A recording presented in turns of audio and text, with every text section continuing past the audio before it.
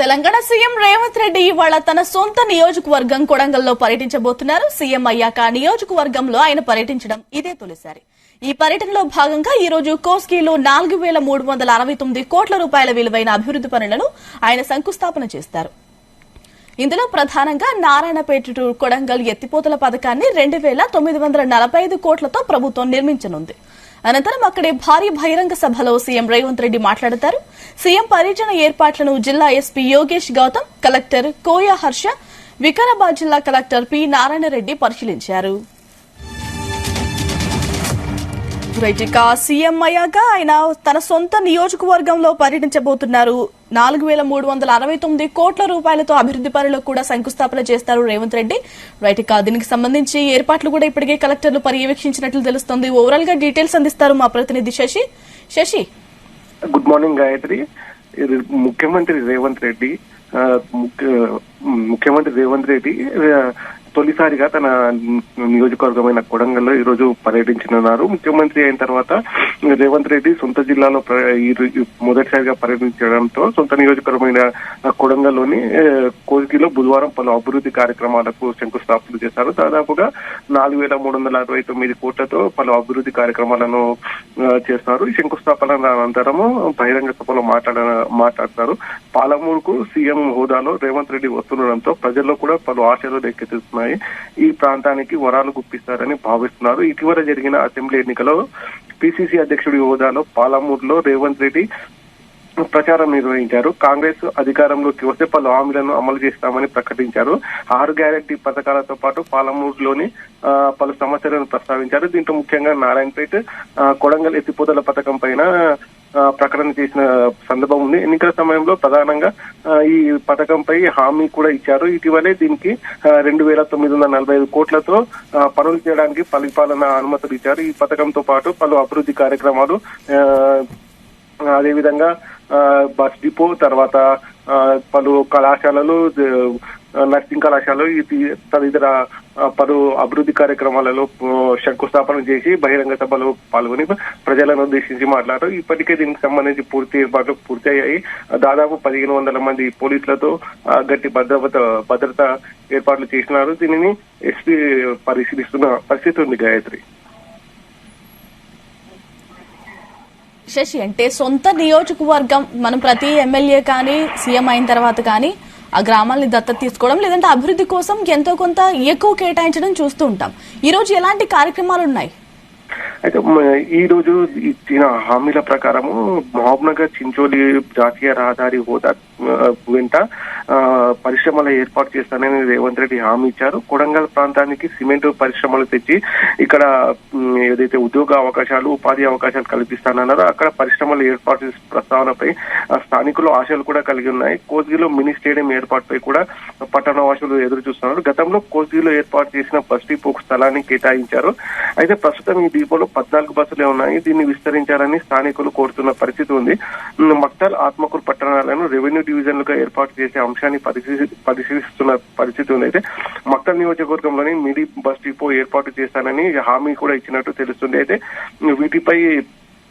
వీటిపై కూడా ఆ జిల్లా వాసులు ఆశ పెట్టుకున్నారు. బోయ వాల్మీకులకు బీసీ నుంచి ఎస్టీలకు మారుస్తానని ఎన్నికల సమయంలో రేవంత్ రెడ్డి ప్రకటించారు. అయితే పాలమూరులో దాదాపుగా 2.50 లక్షల మంది ఈ హామీ కోసం ఎదురు చూస్తున్న పరిస్థితి ఉంది. అయితే ఈ సభ ఏర్పాట్లలో రాజకీయ విమర్శలు కూడా చేసే అవకాశం ఉంది.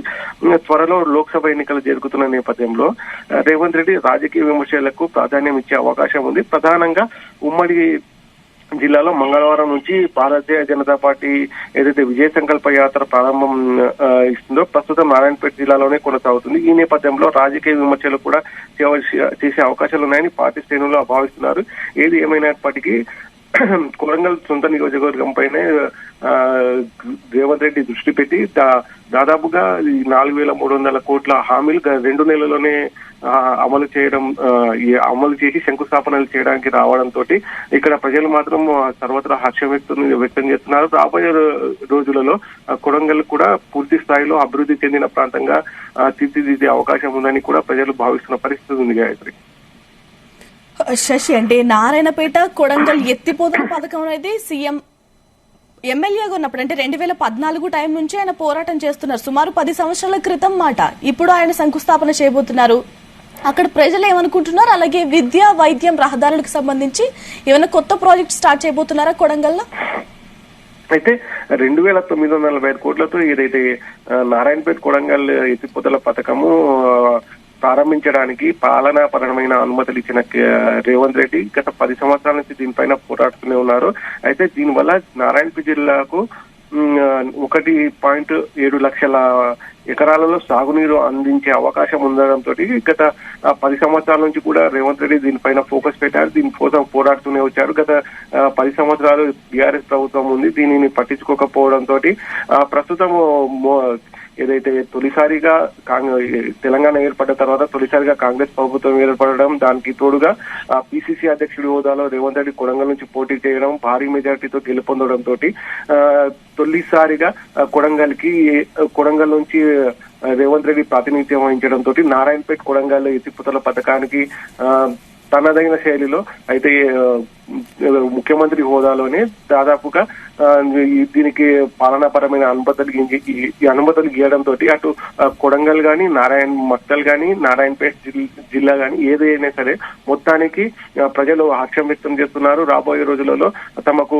సాగునీరు అందించే ప్రాజెక్టును పూర్తి చేసుకుని తమ భూములు పచ్చగా ఉంటాయని దీనికి సర్వత్రా హర్షం వ్యక్తం చేస్తూ రేవంత్ రెడ్డికి పాలాభిషేకాలు కూడా చేసిన పరిస్థితి ఉంది. అయితే రోడ్డు రవాణాను, విద్య, వైద్యం ఇలా ప్రతి రంగంలోనూ కొడంగల్ను ముందుంచుతానని ఆల్రెడీ రేవంత్ రెడ్డి గత అసెంబ్లీ ఎన్నికల్లోనే చెప్పిన పరిస్థితి ఉంది. ప్రస్తుతం అయితే ఈ రోజు పలు కళాశాలలకు పాలిటెక్నిక్ కళాశాలను బీటెక్ ఇంజనీరింగ్ కళాశాలగా అప్గ్రేడ్ చేయడము, తదితర నర్సింగ్ కళాశాలను ఇలా అనేక కళాశాలను కూడా ఈ రోజు శంకుస్థాపన చేస్తున్న పరిస్థితి ఉంది. మినీ స్టేడియం ఇటు క్రీడా రంగాన్ని కూడా ప్రోత్సహిస్తూ మినీ స్టేడియాలను కూడా ఈ రోజు శంకుస్థాపన చేస్తుంది. ఏది ఏమైనప్పటికీ కొడంగల్ నియోజకవర్గాన్ని నారాయణపేట జిల్లాను పూర్తి స్థాయిలో అభివృద్ధి చెందిన ప్రాంతంగా ఏర్పాటు చేయాలని కొడంగల్ సీఎం రేవంత్ రెడ్డి అనుకుంటున్న పరిస్థితి ఉంది.